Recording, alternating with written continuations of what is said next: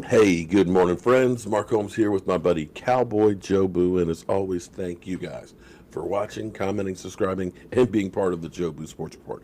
Without you guys, this literally does not work. Let's get open for business and let's wake up the football gods. Wake up, guys, wake up. And happy game day, and we're having our game day coffee here this morning. It feels so good to be back in the man cave here and getting back on track from the trip to Puerto Rico. Last Sunday night's game, I was actually in a bar for the first half. Had to go back to the hotel and actually live stream from there. So didn't do real good. But tonight we'll be back in the man cave here with some Joe Boo chicken wings, and hopefully we'll be getting another W. But before I get to our game and stuff today, I've got to thank so many people, and there's more people than I can actually name to thank. I've been nominated for Fanside Fan of the Year. We'll find out on the 13th who is the winner. I'm one of the finalists of five. There's a Kansas City Chief, a Minnesota Viking fan, as well as a Lakers fan, and I'm trying to remember the other fan. And it's already an honor just being nominated, or excuse me, being a finalist. It would be a privilege to represent the Dallas Cowboys as the first Fanside Fan of the Year. And there's so many people that have been working while I was gone to try and help get people to vote. Like my buddy Mark Sampson over in England, he's been spreading it to his fan group, UK Dallas Cowboy fans, and I appreciate that. My man Philly 500, who a lot of guys are like, man, why do you even talk to Eagle fans? You're not a real Dallas Cowboy fan because you're associating with them. But I got to tell you, see, there's nothing wrong with being a fan of a different team. I can absolutely positively hate the Eagles, and I do. I want them to lose. I want them to suffer, but it doesn't mean that I have to be mean to their fan base. And Philly has done a video out there, and he's been out there promoting and things and getting other Eagle fans to vote for me. And that to me is an honor. In fact, this morning I got an email from Lo Cranston, who's an Eagle fan. And I just want to read this to you guys because this is about the highest compliment you can get. As you know, I'm an Eagles fan. I give you a hard time for blocking us after you troll us, but it's all in love. I'm shooting you this email because I want you to know that I'm pulling for you to win Fan of the Year. I work in a pretty good sized office and made all 32 employees vote for you before they could leave the office. I just wanted you to know that your passion never gets unnoticed. Continue being a great person. Best of luck. And of course, fly, Eagles, fly. Lo, thank you, man. I appreciate all the support from everybody out there. I always say, without you guys, it's not possible. And it's not. It's not just me. It's not just Joe Boo. It's all of us together. And it is an honor to be able to come here and sit here and talk to you guys every day. So, it is game day. It is another week, another opportunity for the Dallas Cowboys to prove that they belong as one of 12 teams to make the playoffs. Now, let's be honest. When you look at the landscape right now, most of the best teams are in the NFC. You have better teams there. You're going to have, right now, I think we have 10 teams that are over 500. And only 6 of them are going to make the playoffs. So every game from here on out is important, and there's none more important than like this one. If the Cowboys win against the Minnesota Vikings, your odds percentage of making the playoffs go up to 86%. 86%.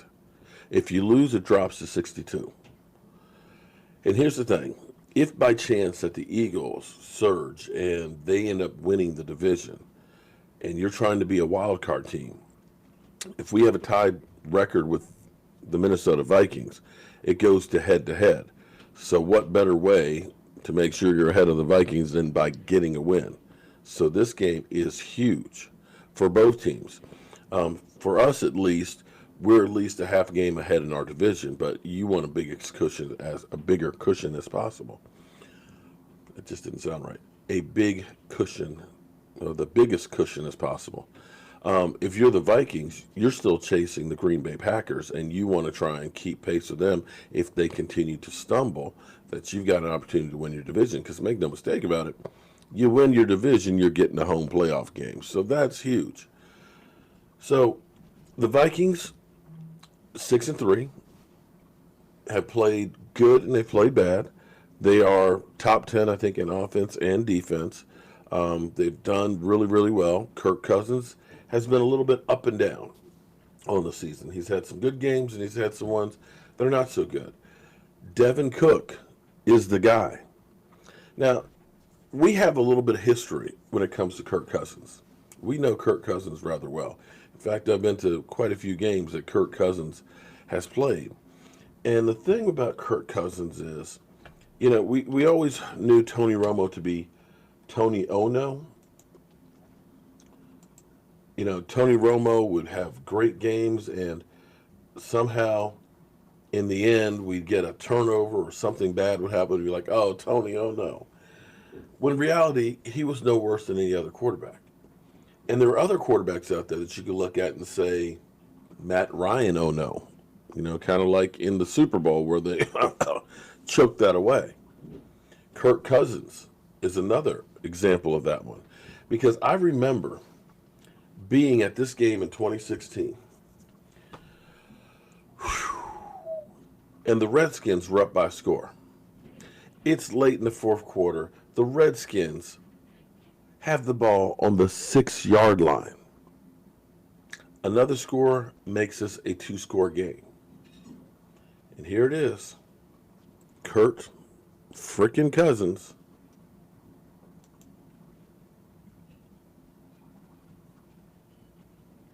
interception. Let's look at that again. Boom. Boom.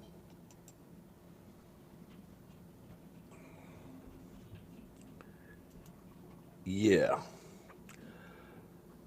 And the Cowboys march right down the field and get the first victory for Dak Prescott. First victory for Dak Prescott. What was great about that was the final run, the final play was actually Alfred Morris running it in and then swinging the bat. So Kirk Cousins against the Cowboys in his career was 1-6. He had one victory against the Dallas Cowboys.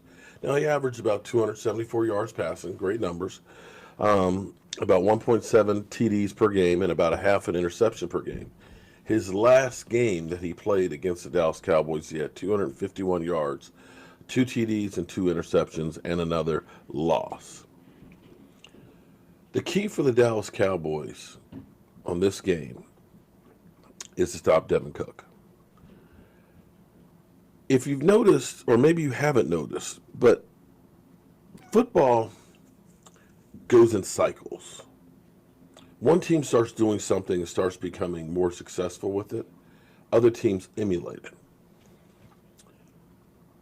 Think back to a couple years ago when Peyton Manning was breaking all the records in Denver and things, where the deep ball was everything. It was just teams lighting up the scoreboards. It was just literally like Tecmo. With the exception of the Dallas Cowboys, which ran the ball.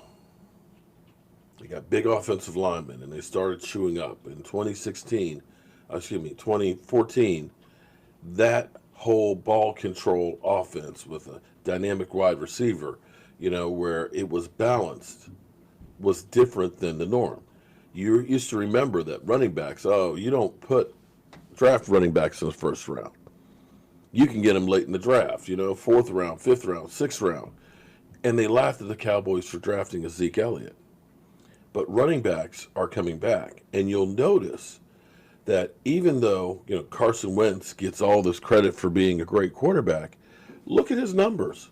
Their victories have them running the football for well over 120 yards. In fact, beating Green Bay, they ran for 189 yards. They ran the ball more yards than they passed the ball. And in all of their big victories, that is the case. And that's the case with the Minnesota Vikings. Devin Cook leads the NFL in rushing right now. And you could look and say, it's Devin Cook and, Zeke Elliott here fighting out to be the best back in football. But if the Cowboys can stop Devin Cook and make Minnesota more one-dimensional, put it into Kirk Cousins' hands, because Kirk Cousins will turn the ball over. Kirk Cousins will have that Kurt Ono out there. Then you can beat him. Because I've seen it over and over again. Now, the Cowboys, I would say that their defense is beginning to peak.